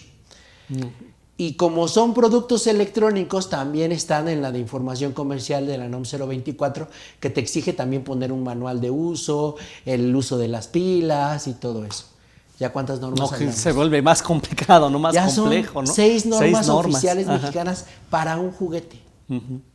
Y así podemos hablar de un celular y de una computadora y de un vehículo. Relojes ahora. Todos los productos están en esa, o sea, como las normas están por función, hay productos que están sujetos hasta 8 normas oficiales mexicanas. Y cada una la tienes que certificar y cada certificación te cuesta un dinero, ¿no? Tiene un costo. Y entonces por eso se vuelve complicadísimo cumplir con las normas oficiales mexicanas. En este capítulo de buenas prácticas regulatorias, capítulo 28 del TEMEC, se establece que los gobiernos deben de ser más previsibles, que tienen que buscar equivalencia en sus normas, es decir, que haya un reconocimiento un reconocimiento de equivalencia entre una norma americana y una mexicana. Si tú ya certificaste por la americana, ya no tendrías que certificar en la mexicana, ya se tiene que hacer equivalente esa norma. Okay. Ese es el compromiso que está teniendo. Y este cambio a la Ley de Infraestructura de la Calidad, que apenas tiene 2 años, está poniendo como objetivo a la Dirección General de Normas establecer normas por sector y no por función, para cambiar este esquema. Para cambiar este ¿Por qué? esquema Porque hace que sea muy caro. Hoy por hoy certificar en México hace que sea más caro, a pesar de que países como los europeos o Estados Unidos tengan un mayor poder adquisitivo, les cuesta menos certificar un producto por esta forma en que están aplicadas las normas. Entonces es muy importante entonces esta parte de las normas. Y bueno, que sí se vuelve una cuestión compleja al momento de importar, ¿no? Así es. Fabio Arjona también nos pregunta, buenas tardes, como contador público, ¿dónde podría especializarme en comercio? Me imagino que es comercio exterior o como agente aduanal. Gracias. Pues, ese es el comercial, doctor. Bueno, tenemos muchas opciones y una de ellas está en nuestra escuela. El Centro Universitario de Estudios Jurídicos. Nosotros acabamos de obtener el REBOE por parte de la SEP para la licenciatura en Vista Aduanal y Comercio Exterior. Yo soy el director de esa licenciatura. Es una licenciatura muy interesante porque la figura del Vista Aduanal existió hace algunos años y eran prácticamente la máxima autoridad en las aduanas mexicanas. Okay. Hubo temas políticos que lograron desaparecer de la existencia, de la faz de la tierra a los vistas aduanales. Todavía hay muchos por ahí, muy buenos amigos que trabajan como consultores, como asesores, incluso algunos de ellos trabajan en las dependencias de gobierno, porque era una carrera que se enfocaba mucho en todo el tema de comercio exterior, desde valoración aduanera, clasificación arancelaria, y a lo mejor antes no había tanto tema de regulaciones al comercio exterior, que ahora ya se volvió más complicado esa parte, ¿no? Y que justamente es lo que estamos viendo en esta carrera, complementando la parte aduanera, que es muy importante, el tema de, a ver, ¿qué me van a revisar? El tema de valoración, cómo lo voy a determinar, cómo voy a calcular los impuestos y todo eso, pero también la parte de los permisos que tengo que tramitar, cómo lo tengo que hacer.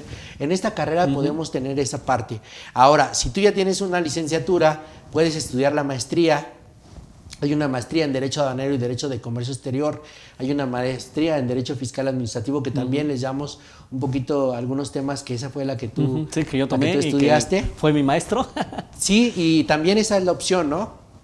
La verdad es que esta escuela es muy interesante, su plantel de docentes, porque la mayoría de ellos hemos trabajado o hemos dado clases en alguna ocasión en la UNAM. Y muchos de ellos son profesores activos de la Facultad de Derecho de la UNAM. El rector es uno de ellos, ¿no? El rector dice siempre, ¿cómo es posible que en la Facultad de Derecho de la UNAM no les den comercio exterior? Porque es súper importante, sí, ¿no? Y es donde está el negocio, donde está el dinero, dice él, ¿no? Pero creo que, bueno, ahí es donde, esa es la que yo te podría recomendar. Centro Universitario de Estudios Jurídicos, ahí podrías solicitar información. Esa sería la recomendación. Si es a nivel licenciatura, está la carrera de Vista Aduanal, y si es a nivel maestría, está la carrera de Derecho Aduanero y de Comercio Exterior. Que es muy importante, y hay pocas instituciones que tienen estas ofertas educativas de comercio exterior y todas las ofertas que nos ha mencionado. Entonces es importante que tomen nota y vean estas opciones o estas ofertas educativas que les ofrece el Centro Universitario de Estudios Jurídicos. Claro. Juan Arturo nos vuelve a preguntar, en el deber ser, ¿qué secretaría debería ordenar y corregir las aduanas? Economía, Secretaría de Hacienda y Crédito Público, SAT, Relaciones Exteriores, etcétera. Bueno, directamente de la Secretaría de Hacienda y Crédito Público, aunque hoy por hoy, con esta modificación que se hace, donde se separa del SAT, porque antes era una dependencia del SAT, hoy es un órgano descentralizado de la Secretaría de Hacienda, y donde el Administrador General de Aduanas es designado directamente por el Ejecutivo Federal. Sí necesita la aprobación del Senado. El tema aquí interesante en nuestro país, y lamentable de verdad, y digo, no quiero ser político, a mí no me interesa mucho hablar de la política porque creo que es llegar a nada. Sí, sí, sí.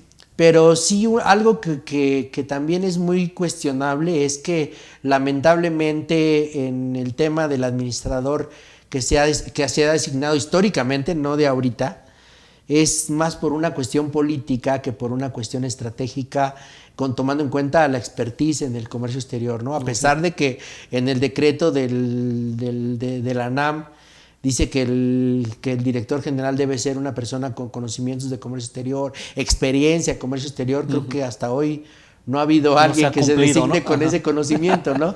Eso es lamentable y desde ahí, si desde la cabeza empezamos con un tema complicado, imagínense para abajo, ¿no? Es una área de oportunidad que tiene nuestro país y que ojalá algún día el Ejecutivo Federal, que tiene la facultad para designarlo, entienda que es importante pues tomar en cuenta a una persona con el expertise que se necesita para poder llevar a buen puerto esta herramienta que es el comercio exterior y que es algo muy importante y necesario para nuestro país y estratégico, ¿no? Para el desarrollo de nuestro país. Gracias, maestro. Ahora, con estos tratados de libre comercio, que obviamente el más importante es el que tenemos o el que más se menciona, sí, desde 1994, como menciona el Telecán, a 25 años del Telecán y ahora con el TEMEC, ¿hemos aprendido algo, doctor, de esa historia de 25 años del Telecán? Porque escuchaba mucho personas que decían, oye, es que el Telecán pues fue un error porque pones a competir a dos países industrializados con un país posagrícola, ¿no? A estos 25 años que tuvo ya de vigencia el Telecán y ahora el TEMEC, ¿qué importancia tiene el TEMEC y si hemos aprendido algo de lo que fue el Telecán? Claro, muy buena pregunta. ¿Cuál sería su opinión en ese aspecto? Pues mira, siendo sinceros, México tuvo una opción, una decisión, tuvo que tomar una decisión importante cuando se viene el problema del 82, ¿no? En el tema económico, porque ya empezamos con el ALADI, el primer acercamiento a la apertura comercial. ALADI es esta Asociación Latinoamericana de Integración, donde había ciertos acuerdos de complementación, beneficios arancelarios mutuos con otros países y no tan mutuos, que en realidad no nos daba mucha opción. O sea, ¿cuál es el problema? Si nosotros nos aliábamos con Centro y Sudamérica, creo que hubiera sido más complicado porque la mayoría de los países de este lado pues padecen el mismo problema que tenemos nosotros, ¿no? No somos exclusivos en esa parte. Tiene problemas Argentina, tiene problemas Brasil, tiene problemas Centroamérica, Perú, o sea, por donde le busques, ¿no? Venezuela, ¿qué podemos decir? Bolivia. O sea, en realidad sí es un poco complicado. Económicamente hablando, creo que para México no había muchas opciones por el rezago tecnológico de haber estado inmersos en este modelo económico. Nos obligó a buscar una solución desesperada, lamentablemente desesperada.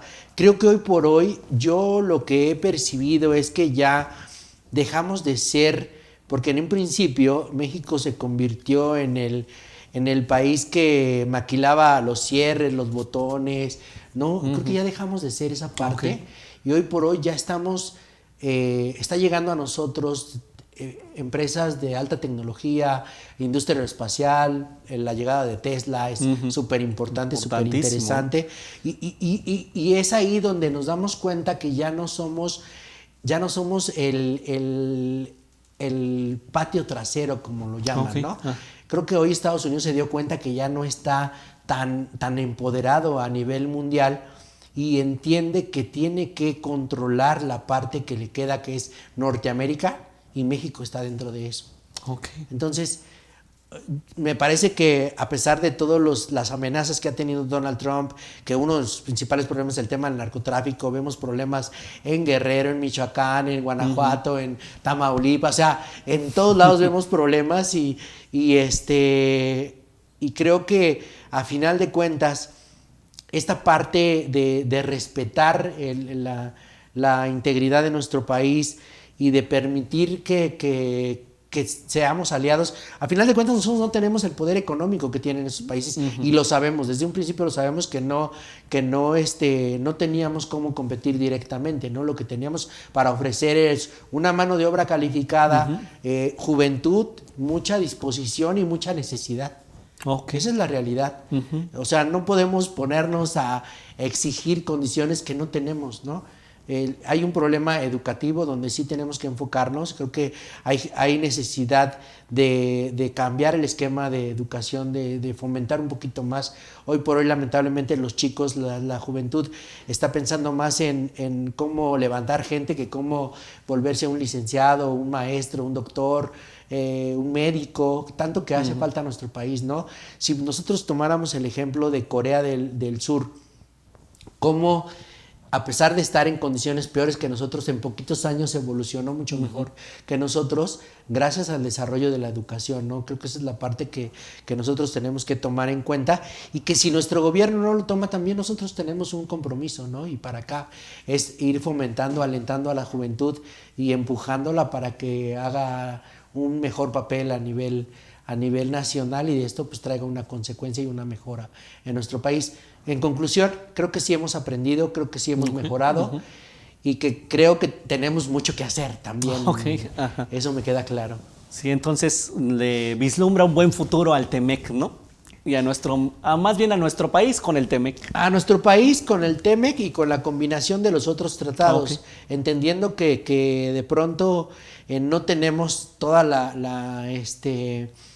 la cantidad de materiales o de insumos, podríamos complementar de manera interesante. A final de cuentas se traen oportunidades, creo que económicamente hablando y estratégicamente podemos ir dando oportunidades y sacando provecho de ellas para mejorar económicamente y no tener tanta dependencia como teníamos del comercio informal, ¿no? Esa es la parte de cómo la vas a atacar. Fíjese, maestro, que hablando de todos estos temas también se me vino a la mente, por ejemplo, ahora que se está hablando mucho de la cuestión de las zonas regionales, que cada zona tiene sus propios pues, tratados regionales, como puede ser la Unión Europea, aquí en México, Canadá y Estados Unidos, y que quieren implementar pues, prácticamente bloques comerciales. Fíjense que me gustaría conocer su opinión. Precisamente allá en España, cuando estábamos en España, muchos hablaban del bloque de la Unión Europea, y muchos de los españoles que estaban ahí en la exposición mencionaban que ellos de alguna manera les había traído un beneficio esta situación del bloque de la Unión o pertenecer a la Unión Europea, pero a cambio de todo eso tenían que ceder un poco o mucho de su soberanía. Y eso realmente así como que dije, a mí me impactó, porque dice, ok, entonces el beneficio de pertenecer a un bloque comercial, en este caso la Unión Europea, también tiene un perjuicio que ellos mismos lo mencionaban, que era precisamente ceder un poco de la soberanía. ¿Cuál sería su opinión en este caso con México y este bloque de Norteamérica? ¿Cree que en algún futuro sí se llega a dar un bloque así como nos están amenazando los BRICS, Pakistán, Rusia, China, todos ellos que están formando sus propios bloques comerciales, y para contrarrestar todo eso México se adhiera ya más formalmente a todo este bloque comercial? Incluso se está pensando en hacer una sola moneda, ¿no? En Norteamérica, lo que sea. ¿Cree que sería bueno? ¿Cuál sería su opinión hablando de esta situación que hablaban ahí en España, que decían que pues sí les había traído beneficios, pero a un precio importante? Sí, exactamente, pero tenían que ceder un poco de su soberanía. Fíjate que muchas veces esta parte de ceder, lamentablemente muchas veces es algo necesario, ¿no? Dice por ahí, me acuerdo de un comentario que hacía el presidente de China, que decía o el ministro de China, que mencionaba que lo que le hace falta a México es un poco de rigidez en sus leyes, hay mucha, ¿cómo podríamos decir? El hecho de que la razón por la que hay mucha corrupción en nuestro país es porque hay mucha impunidad. Esa es la realidad, ¿no? Y vemos cómo entran y salen, y hoy están en este partido y mañana en este, y hacen exactamente lo mismo. Y lo mismo dicen a los famosos asesinos que son puertas giratorias. Las puertas giratorias, Y ¿no? que es algo que lamentablemente y afortunadamente, no sé, dicen por ahí un dicho muy interesante que dice: ¿quieres educar a un mexicano? Llévalo a Estados Unidos, ¿no? Y allá son más estrictos las autoridades, ¿no? Acá tú ves a un policía y o hay gente que les está faltando al respeto, los está ofendiendo. O sea, no hay un respeto a la autoridad, y de pronto eso hace que seamos como somos, ¿no? Un poquito, no sé, hay mucha violencia en nuestro país, y qué tan bueno es ser tan libres, ¿no? Esa parte, porque al final de cuentas acabas sometido por alguien que te está intimidando, y que si ya ve que tu negocio está funcionando y ya te empiezan te voy a secuestrar y cosas de ese tipo. O sea, de pronto ese tipo de cosas, ¿qué soberanía quieres, no? O qué libertad para que venga a ser sometida por un tercero, como nos está pasando hoy en nuestro país, ¿no? Donde nos piden plaza, donde nos cobran por trabajar y cosas así. De pronto dices, bueno, ¿y qué? ¿No? Ese es como mi cuestionamiento. Quizás sí haga falta un poquito más de rigidez, pero empezando por ellos, ¿no? En China, un político corrupto es sentenciado a la horca directamente. Desde ahí empieza, ¿no? Sí, Esa claro. parte es algo que sí creo yo que sí debería de ser un poquito más rígido el tema. Y entonces ahí empezamos con problemas, porque no creo que muchos coincidan con esa opinión, ¿no? Sí, Ahora, hablando estrictamente jurídicamente, sí, el artículo 133 de la Constitución establece que los tratados internacionales en los que México participe serán considerados como ley suprema de la nación, es decir, van a estar por encima de las leyes nacionales. Eso es un hecho. Sin embargo, hay ciertas condiciones que estos acuerdos internacionales tienen que estar apegados a los derechos básicos de los derechos humanos y todo eso. No puede haber algo por encima de eso, ¿no? Aparte que también establece que no pueden ser forzados. Tenemos que tener la voluntad propia de formar parte de esos derechos o de esos tratados. Ahora bien, si bien, como tú mencionabas, la Unión Europea ha mostrado el máximo nivel de integración al que ha podido llegar un bloque de países a través de esta unión, de la unión de la moneda, de la unión del banco, teniendo esta consolidación importante, también no podemos dejar de lado el suceso de hace 3-4 años del Brexit, ¿no? Que dice Gran Bretaña: ¿sabes qué? Ya me cansé de estar cargando a estos, ¿no? A los famosos PIGS, Portugal, Italia, Grecia. Regularmente los países latinos, curiosamente. Están ahí los latinos, ¿no? Los griegos, portugueses, italianos, españoles y griegos. Y dice, bueno, yo ya me cansé, ya no los puedo seguir manteniendo, porque son los que tienen mayor deuda con el Banco Central Europeo y todo esto.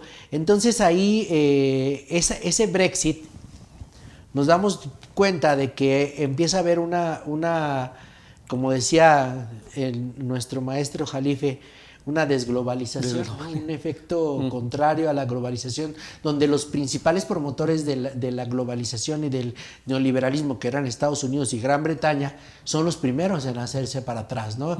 Los primeros que le dieron todas las condiciones a China para ser quien es hoy fueron Estados Unidos, y ahora ellos mismos cuestionan todas las acciones que han realizado ellos, ¿no? Y se dan cuenta que ya no pueden controlar a nivel global, y tienen que hacer estos bloques, ¿no? Que ya están haciendo, y que eso es la Unión Europea. O sea, la Unión Europea ya, si tú te registras, me tocó analizar los movimientos económicos por bloque, y la Unión Europea es la que más intensamente ha realizado intercambios comerciales, pero entre ellos. Ya entre ellos tienen esa interacción para poder producir y intercambiar sus bienes. Obviamente no es lo mismo un modelo easy mexicano que un modelo easy americano, ¿no? Como lo decía el presidente cuando vinieron los dos el presidente de Estados Unidos y de Canadá, que iban a hacer su modelo ICE, pero a nivel Norteamérica.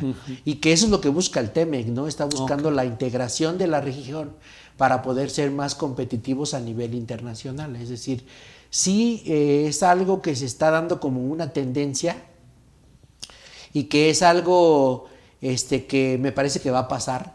Me parece que va a pasar porque ya no hay cómo crecer. O sea, Estados Unidos se dio cuenta que solo no va a poder hacer nada y que ya no cuenta con la Unión Europea porque ellos mismos se están cayendo en pedacitos, ¿no? Con el problema de Rusia con Ucrania, el problema de los combustibles que se están encareciendo cada vez más. Al contrario, ya están empezando a demandar los nuestros, ¿no? Y esa parte dice Estados Unidos, pues primero abastecemos acá y después ya vemos por otro lado, ¿no? Porque si no, se vuelve un problema. Ahora ya empieza a haber escasez de muchas cosas, entre ellas el agua, y pues todo eso trae ciertas condiciones donde ya tenemos que ser más precavidos en todo el tema de esa globalización. Ya se volvió un sueño guajiro. Y el tema de la integración, fíjate que antes, cuando se da la LADI, también se pretendía hacer una zona económica como la Unión Europea. En el ALADI era como el proceso de evolución que se iba a buscar, pero que finalmente no se da por todos los problemas sociales que hay en los países, ¿no?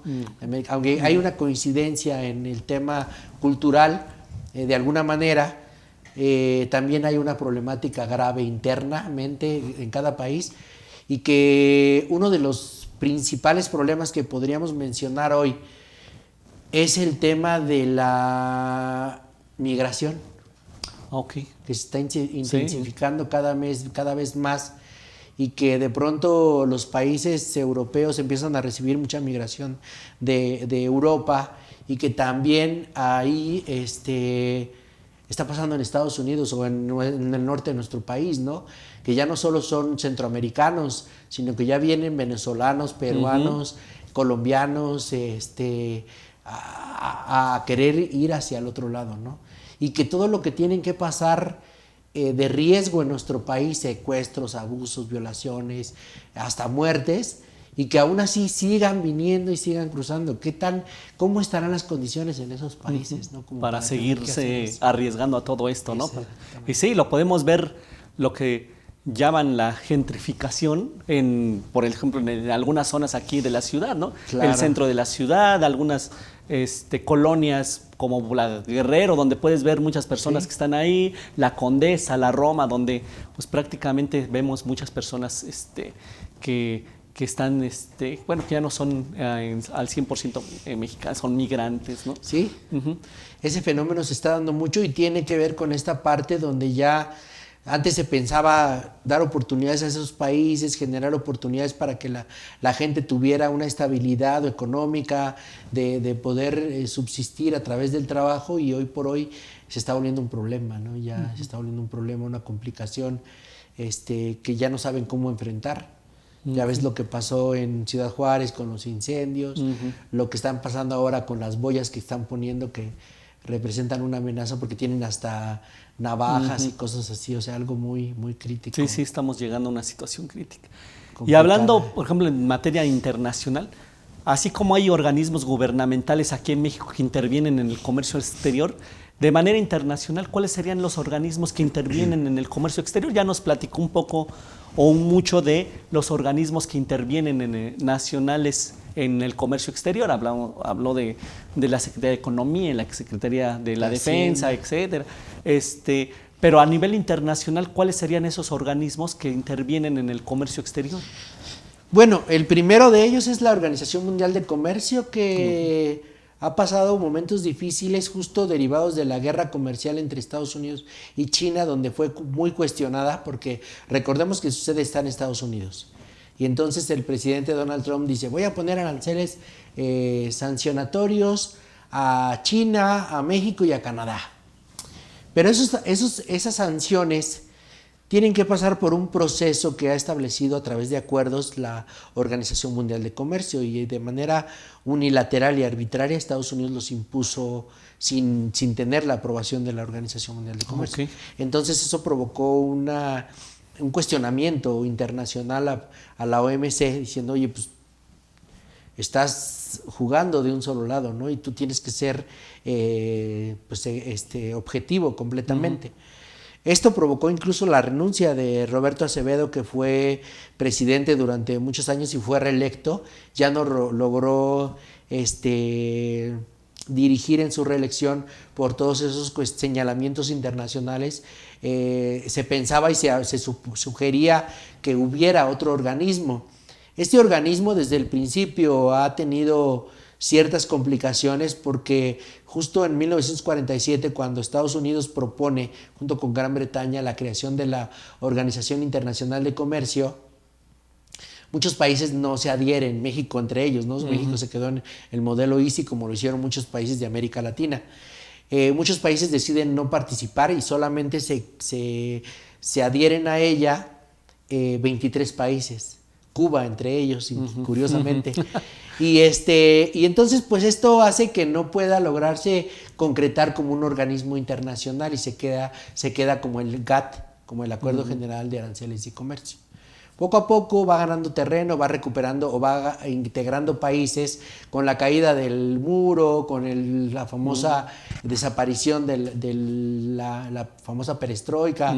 Todo esto vino a darle más fuerza al capitalismo y se crea ya por fin la OMC. El GATT se vuelve como uno de los acuerdos que administra la Organización Mundial de Comercio, y a partir del 94 la Organización Mundial de Comercio se vuelve el organismo que va a estar regulando toda la interacción comercial entre los países y los tratados internacionales. Acuerdos sobre normas técnicas, acuerdos sobre valoración aduanera, acuerdos sobre tratados de libre comercio, acuerdos sobre reglas de origen. Todos los acuerdos, junto con el del GATT de aranceles y servicios, aranceles y comercio, todos estos acuerdos son los que administra la OMC. Y ahí siguen.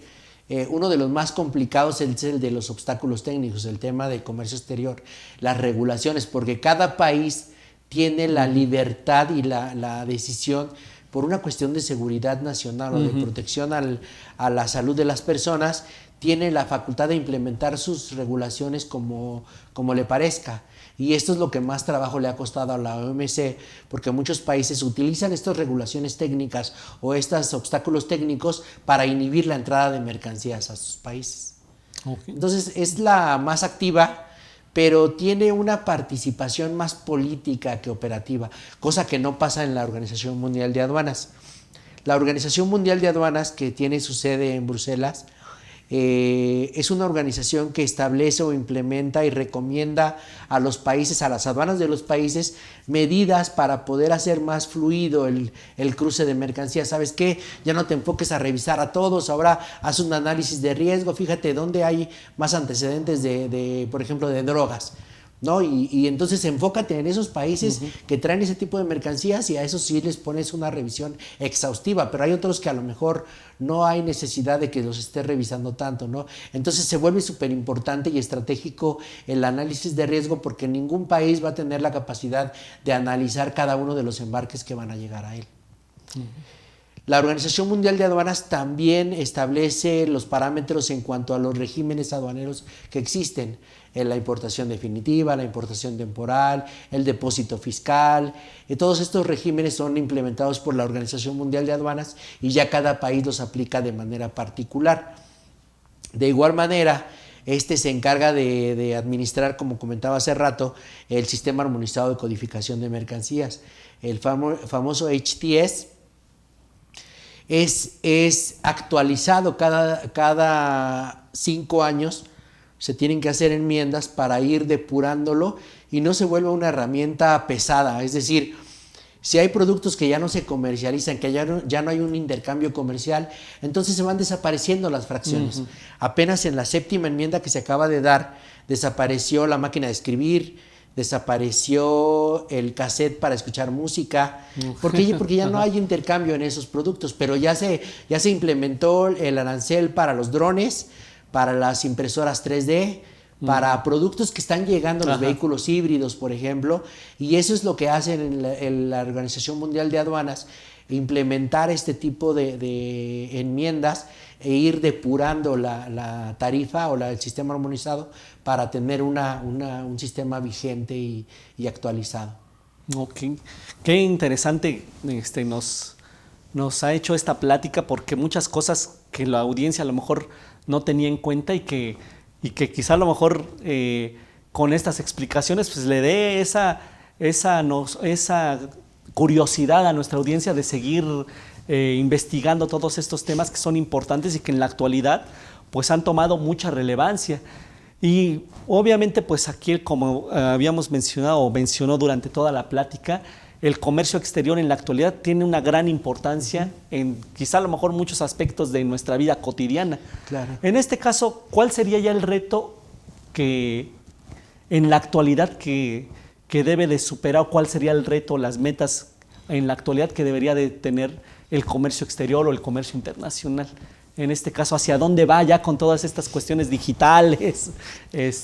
¿Cómo vislumbra usted el reto que debe de tener, o cuál es el futuro que debe de tener el comercio exterior, el comercio internacional, con estas cuestiones ya de tecnología, ya hablando de inteligencias artificiales, de muchas tecnologías que ahorita la estamos viendo y que hace algunos años se nos parecía como de ciencia ficción, ¿no? Sí, completamente. Sí, es muy importante entender, hay ciertos temas preocupantes, como por ejemplo algo que está preocupando mucho en el caso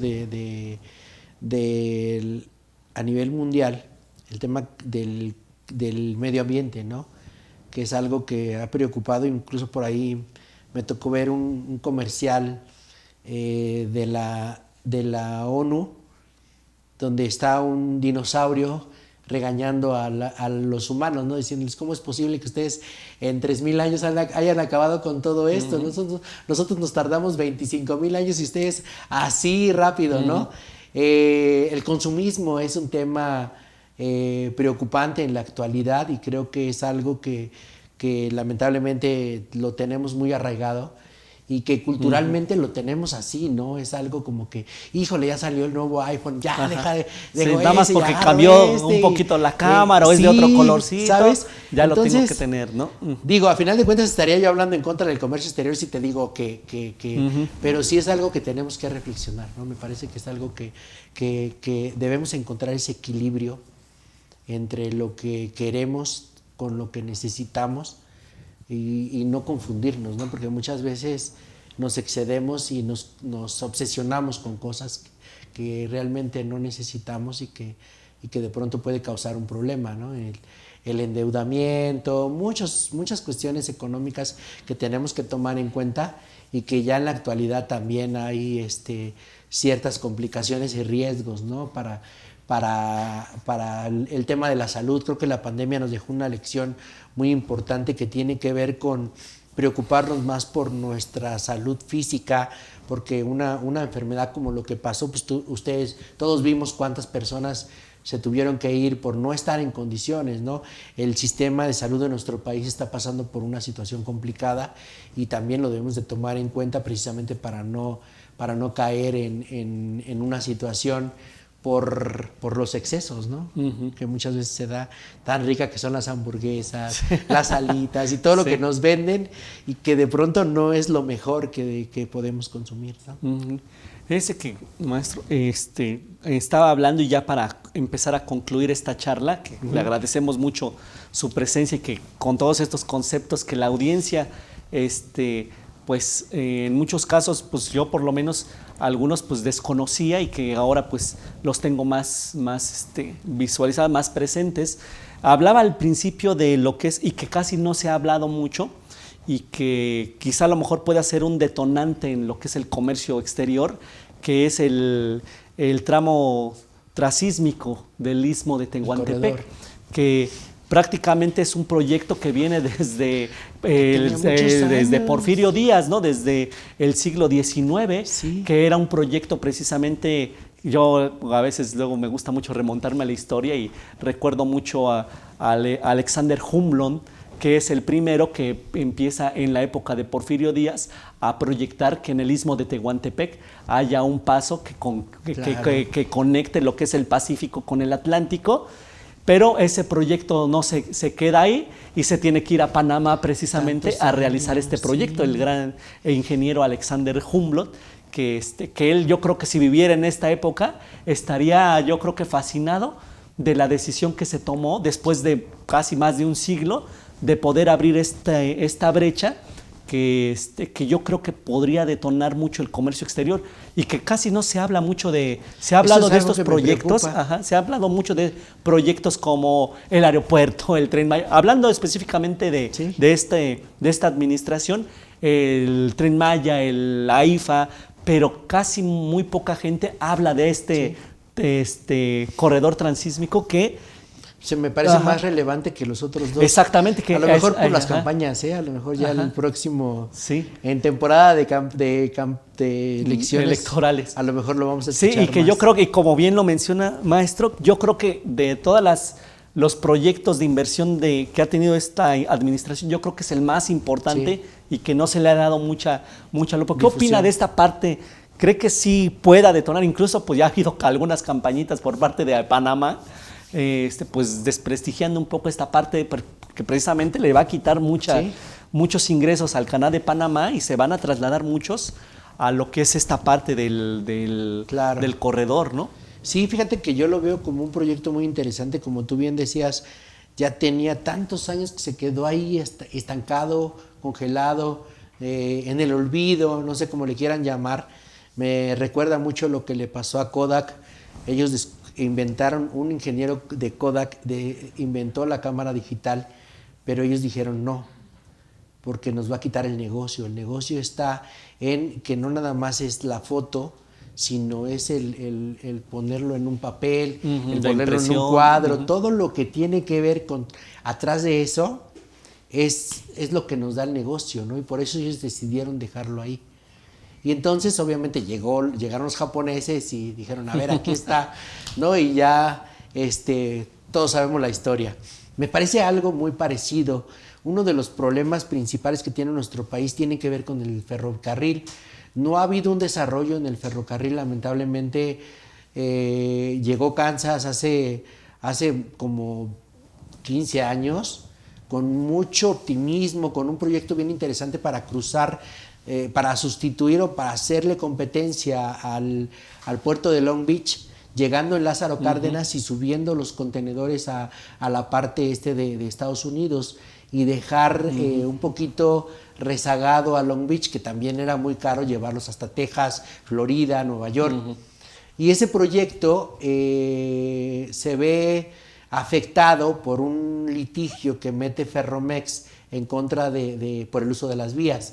A pesar de que las vías son concesionadas, pues ellos lo seguían considerando como ellos, como parte de ellos. Y como pues su propiedad, no es así, ¿no? Entonces, mi conclusión es que el tema es que hay una mano invisible que no ha permitido el desarrollo del ferrocarril en nuestro país. Las vías de ferroviarias están limitadas. Sabemos el antecedente histórico de que cada año, de manera repetitiva, bloquean las vías que vienen de Lázaro Cárdenas, precisamente las de Kansas. Y por ahí las de Manzanillo las están descarrilando para recuperar o para robarse las mercancías, ¿no? Y de pronto esos bloqueos que se dan en Lázaro Cárdenas se dan por 10 maestros o 15 maestros inconformes que muchas veces dicen que están siendo pagados por la gente del autotransporte, porque el autotransporte se ha convertido en el medio más importante de nuestro país. Entonces, hay intereses económicos, por supuesto. Creo que la poca difusión no la entiendo, porque como tú bien dices, me parece que es el proyecto más importante y ahora que vienen las elecciones creo que va por ahí la cosa, pero la verdad es que sí es un proyecto muy interesante y creo que va a tener un impacto muy, muy relevante en la logística, en el comercio de nuestro país. Esperemos que rebase esos intereses, porque ya había el proyecto de Kansas, te digo, de subir de Lázaro a Laredo, subir los contenedores a través de esa ruta. Y ahí está la ruta, pero no se utiliza, no se ha explotado como lo quería hacer Kansas, ¿no? Hoy Kansas ya no existe más, ya fue vendido a una empresa canadiense que también está desarrollando un corredor TMEC hasta Sinaloa y llegar hasta Canadá. Entonces también ese proyecto también es muy interesante en el tráfico ferroviario, ese corredor TMEC que beneficia nada más a los estados del norte, ¿no? Pero que también es importante para nuestro país, para la parte de Norteamérica. Qué interesante todos estos temas. Les digo, estos temas de comercio exterior que prácticamente no los vemos o no visualizamos la importancia que tiene en la actualidad ahora lo que es el comercio exterior.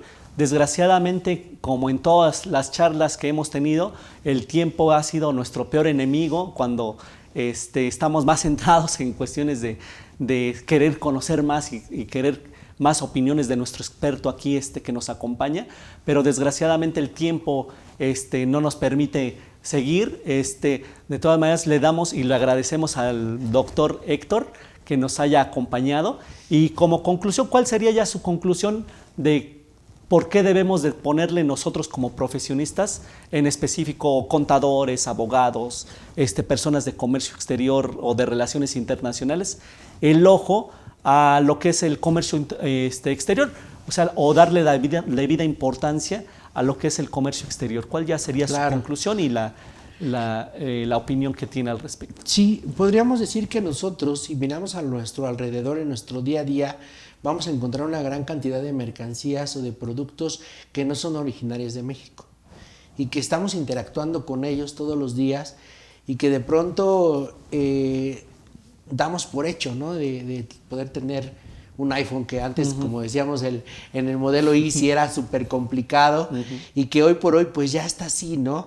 De pronto, de manera personal, uno cuando hace una compra en línea, desde ahí ya tienes que estar al pendiente, ¿no? De que no se vuelva tirar el dinero a la basura. Sí, lo que comentaba anteriormente, ¿no? Por otro lado, en un negocio, en una empresa, todos tenemos que ver con esta parte importante, el resaltar en la necesidad de tener un análisis de viabilidad para saber realmente cuáles son las implicaciones de importar un producto, cualquiera que sea, y cuál es la verdadera rentabilidad que va a tener. Si estamos tomando en consideración todas las implicaciones como certificación de producto a través de una norma oficial mexicana, o un permiso con economía, o el arancel que se tiene que pagar, o si está sujeto al pago de una cuota compensatoria. Todo esto se tiene que conocer para poder decir si es negocio o no es negocio. Ok. Pues bueno, amigos de CADEFI, es un gusto haber estado con ustedes, y le damos nuevamente las gracias al doctor Héctor por haber estado con nosotros e ilustrarnos de todos estos temas de comercio exterior. ¿Dónde lo podemos localizar, doctor? Si alguna persona de nuestra audiencia quisiera alguna asesoría, alguna consultoría, ¿dónde lo podemos localizar o tener contacto para una consultoría, una asesoría? Bueno, primero que nada, muchas gracias a ti, a todo tu equipo y a tu audiencia por darse el tiempo y por la invitación. Bueno, estamos ahí